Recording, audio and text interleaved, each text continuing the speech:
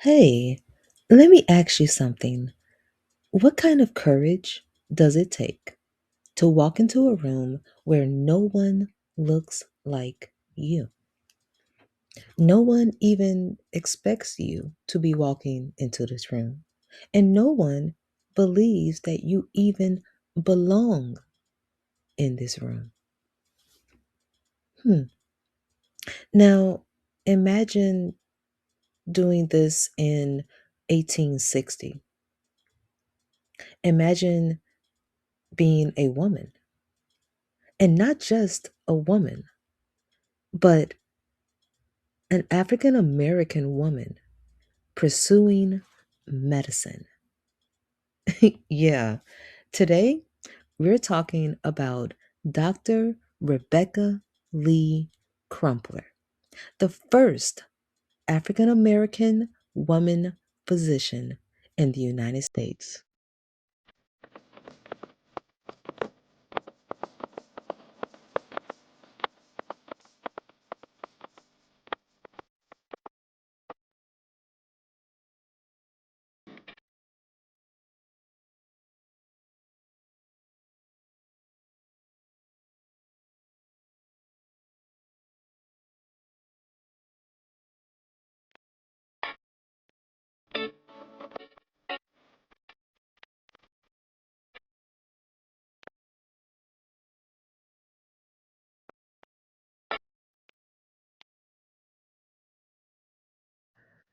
Let's get comfortable.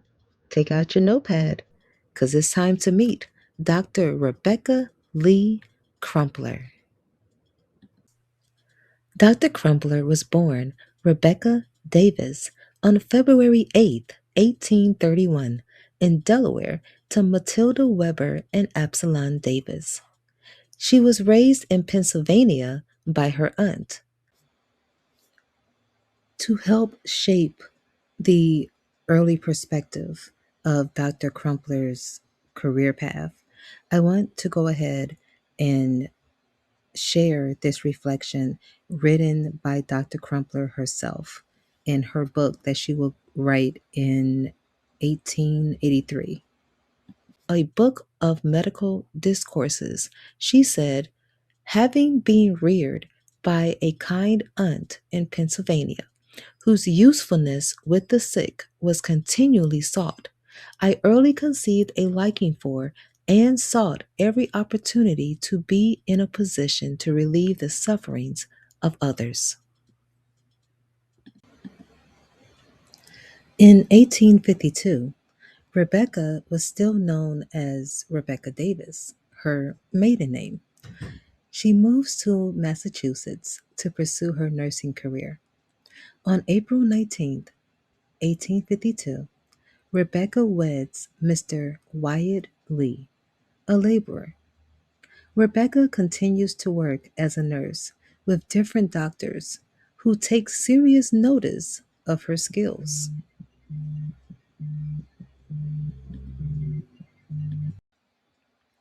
As Dr. Lee Crumbler reflects in her book, she says, later in life, I devoted my time, when best I could, to nursing as a business, serving under different doctors for a period of 8 years, most of the time at my adoptive home in Charleston, Middlesex County, Massachusetts. From these doctors, I received letters commending me to the faculty of the New England Female Medical College. All right, family, let's talk about 1860. The country is on the edge of civil war. And in this time, we have the Rebecca Lee Crumpler being accepted into the New England Female Medical College in Boston. Let that land. hmm We already know during this time, women in medicine is already a rarity. African American physicians, huh, has let's say near to non existent. And here is this African American woman entering medical school with recommendations from different doctors. All right, let's celebrate that because that right there is a powerful moment. And as Rebecca continues her studies towards her degree, her husband, Wyatt Lee, becomes ill with tuberculosis. Unfortunately, Wyatt Lee died of tuberculosis, still called consumption at this time, while Rebecca was still in medical school. Rebecca was determined to finish her studies. With help from supporters, Rebecca pressed forward against the naysayers who felt that it was taking too long for Rebecca to finish her work. In 1864, Rebecca graduated during the Civil War, becoming the first African American woman in the United States to earn a medical degree.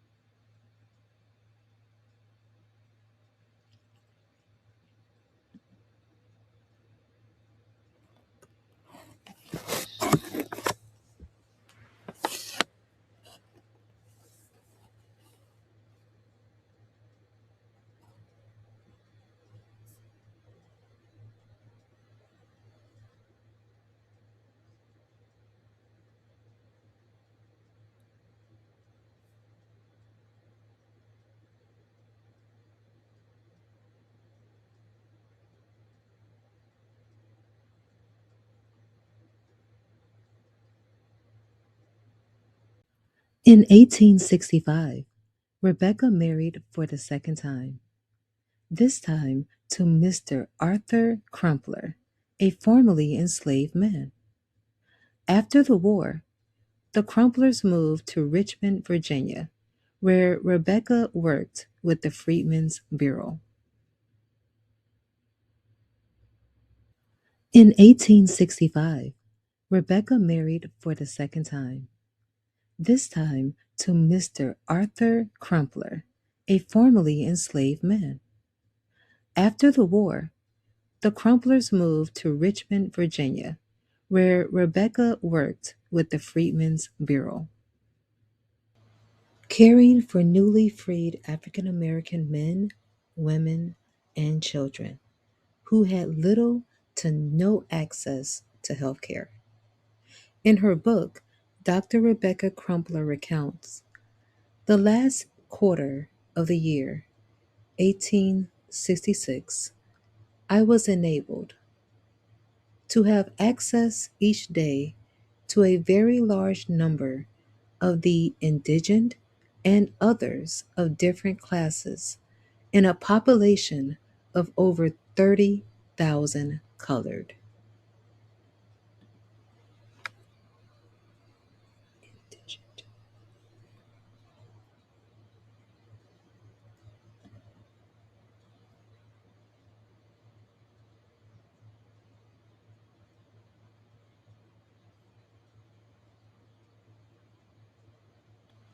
Caring after her work in Richmond, Arthur and Rebecca Crumpler returned back to Boston. There, Dr. Rebecca Crumpler established a practice focused on women and children. By 1869, the Crumplers settled in the Beacon Hill neighborhood. Now, it is noted that Rebecca and Arthur had one daughter, Lizzie Sinclair Crumpler, born in December 1870 in Massachusetts. However, there are no surviving detailed records about Lizzie's life.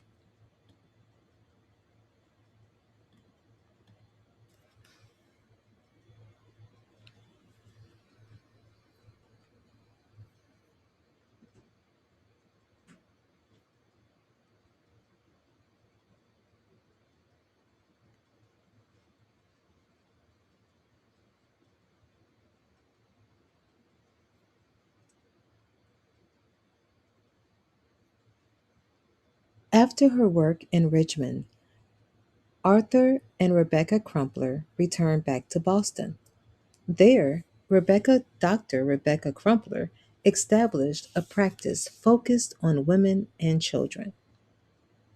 By 1869, the Crumplers settled in the Beacon Hill neighborhood. Sometime in the 1880s, the Crumplers relocated to another area called Hyde Park. In 1883, Dr. Rebecca Crumpler published her first book called A Book of Medical Discourses in Two Parts. It focused on women's health, infant and child care, prevention, nutrition, and hygiene.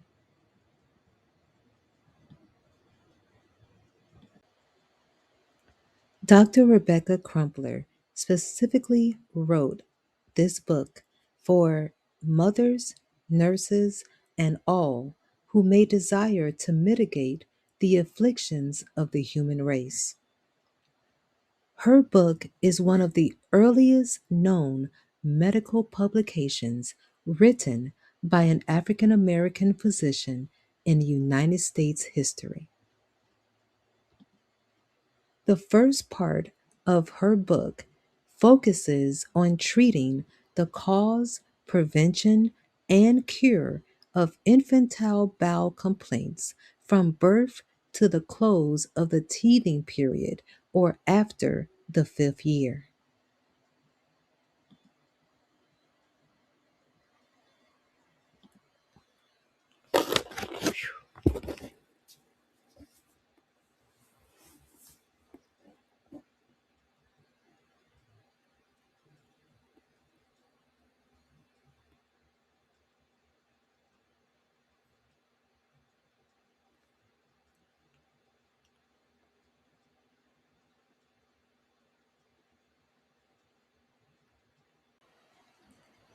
The second part contains miscellaneous information concerning the life and growth of beings, the beginning of womanhood, also the cause, prevention, and cure of many of the most distressing complaints of women and youth of both sexes.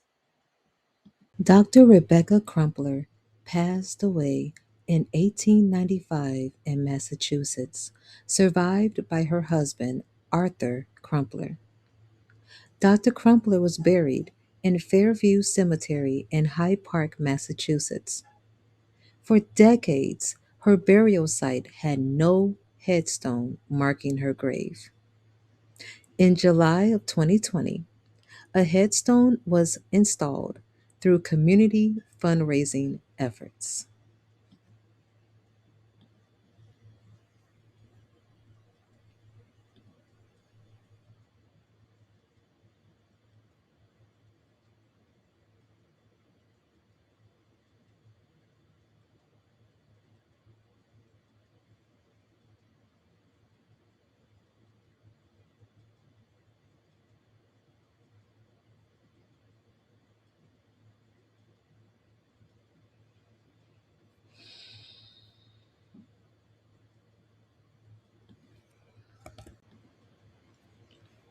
I want to thank you for joining me today for this special spotlight on Dr. Rebecca Lee Crumpler.